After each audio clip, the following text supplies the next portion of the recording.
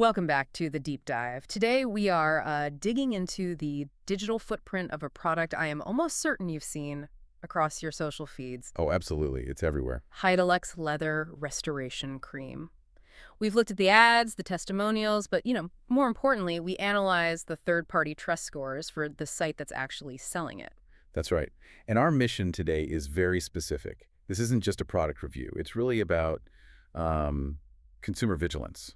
Separating the product from the seller. Exactly.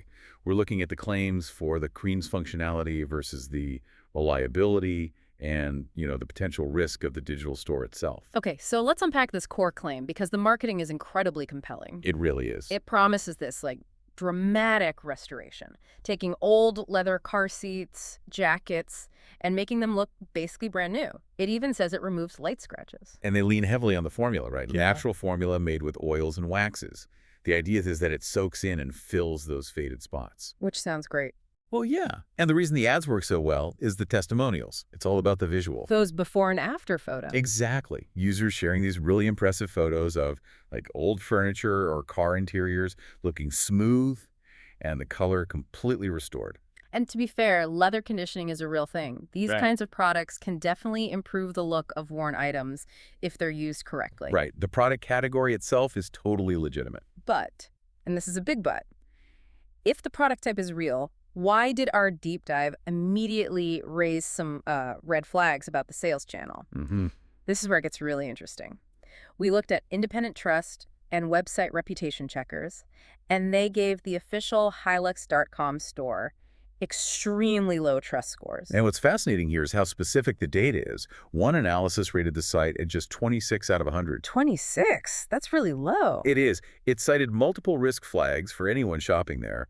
Another one just flat out classified the store as very low trust and potentially unsafe. So this is the critical piece of the puzzle. The data isn't saying the cream doesn't work. Not at all. It's saying the website selling it doesn't have a strong, a verified retail reputation. Mm-hmm.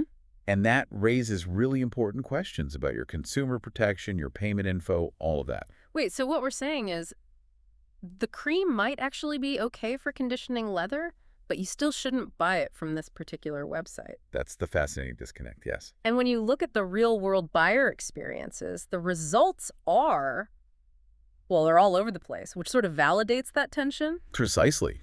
Some buyers did report good results, Mm-hmm. on small scratches or faded patches, so that lends some credibility to the product's basic function. But But the negative reports were pretty significant. We saw many buyers reporting that their orders just never arrived. or that the product they got didn't match the description at all. Yes, and that massive inconsistency, your order not showing up, getting the wrong thing, that connects directly back to those low trust scores. It's the digital version of buying something from a sketchy vendor. The product might be real, but the transaction itself is just risky. Completely. The report suggests the online shop is risky and unproven.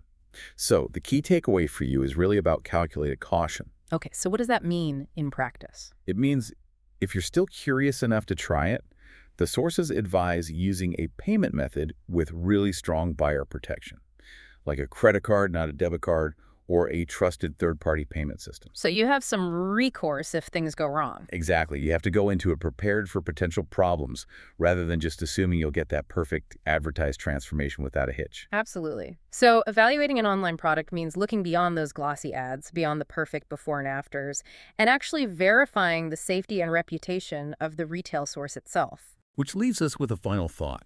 Given that the product category is legitimate, but the retail channel is flagged as highly risky, how much weight should we, as online consumers, give to that independent trust analysis before we click buy on something we just saw in an ad?